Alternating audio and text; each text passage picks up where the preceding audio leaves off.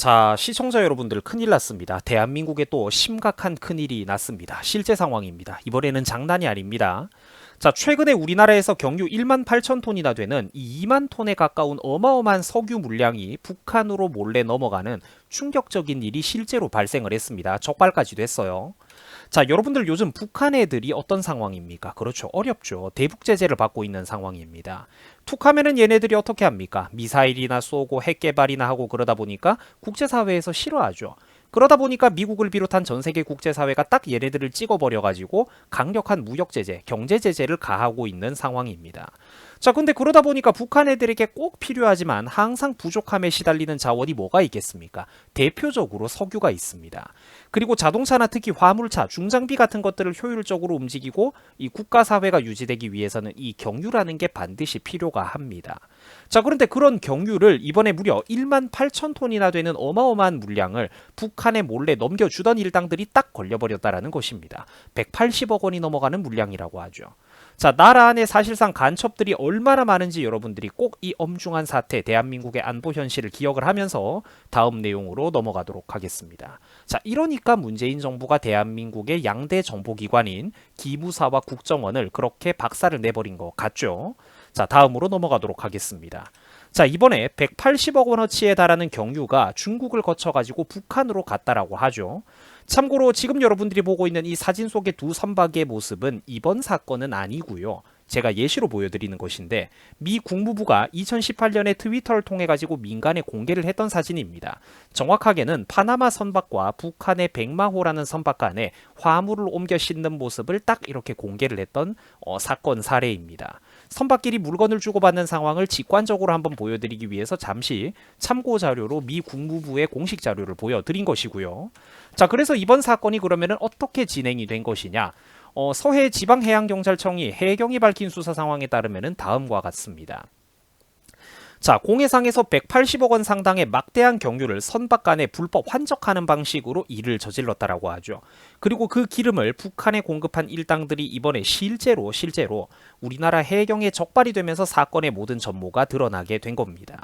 자, 그래서 이번에 해경 광역수사대가 밝힌 내용에 따르면 다음과 같은데요. 이번 사건은 당연히 정부의 승인 없이 이루어졌죠.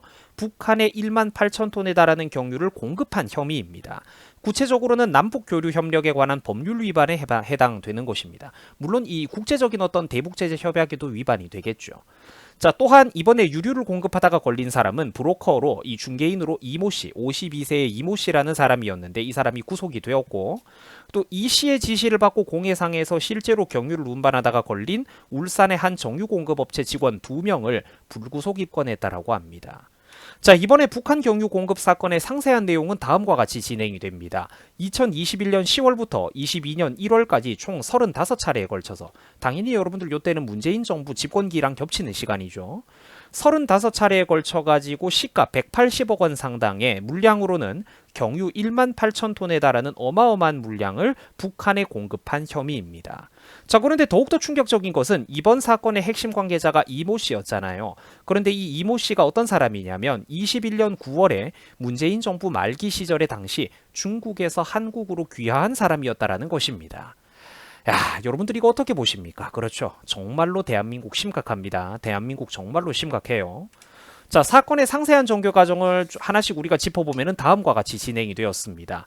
자, 석유 수출입 업체인 국내의 A 회사는 러시아의 1만 톤급 유조선 P호를 하나 빌렸습니다. 이후 이 러시아 배를 가지고 동중국해로 가가지고 중국의 선적에다가 경유를 한번 옮겨 실었다라고 해요. 그리고 범죄자들답게 자기들이 빌린 선적의 P호는 이 선박의 자동 식별 장치도 꺼버린 상태였다고 합니다. 모든 선박에는 이런 것들이 달려 있거든요. 이거를 끄는 거는 당연히 불법입니다.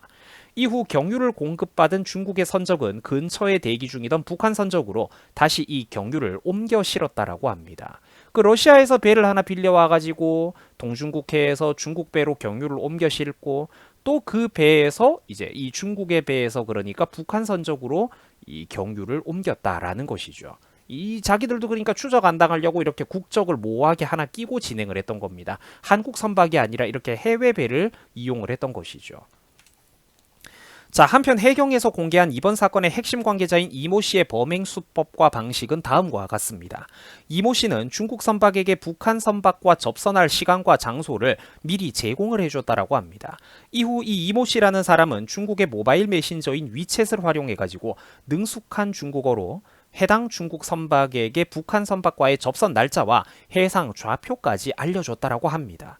자, 어떻게 이 모든 일들이 쉽고 원활하게 가능했냐면 이 사람이 한국 사람하고는 좀 달랐기 때문이죠. 아까도 말씀드렸지만 이 이모 씨라는 사람이 바로 문재인 정부 시절인 21년 9월에 중국에서 한국으로 귀화했던 사람이기 때문입니다. 자, 여러분들 참 안타깝죠. 참 안타깝죠.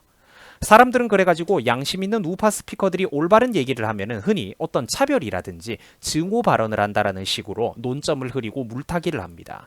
하지만 시청자 여러분들에게 제가, 그러니까 시청자 여러분들께서 가슴에 손을 얹고 한번 대답을 해주세요. 여러분들, 제가 지금 어떤 증오성 발언을 하는 겁니까? 아닙니다. 단지 명확한 빅데이터와 합리적인 의심을 바탕으로 우리나라 대한민국의 미래를 걱정하는 것입니다. 대한민국 국민들의 미래를 걱정하고 닫혀있는 눈을 열어주려고 애를 쓰는 것입니다. 자, 대한민국은 시청자 여러분들 여전히 위험천만한 상황입니다. 보세요. 세계 최강대국 미국을 비롯해가지고 유럽과 일본 등 국제사회에 가장 강력하고 부유한 자유진영 국가들 전체가 눈에 불을 켜고 북한을 감시하고 있습니다. 북한의 미사일 실험을 규탄하고 국제적인 제재를 가하고 있습니다. 그런데 한국은 지금 어떻습니까? 문재인 정부 시절에 여기에 협조하기는커녕 오히려 그러니까 북한을 도와주고 있었단 말입니다. 문재인 정부 시절에 중국에서 한국으로 귀화해서 넘어 들어온 사람들이 이렇게 연결이 돼가지고 참담하게도 국내 업체들과 직원들과 협력을 해서 그 국제사회로부터 제재받고 있는 북한에다가 경유를 무려 몇만 톤 단위로 퍼 넘겨주고 있었다라는 것입니다.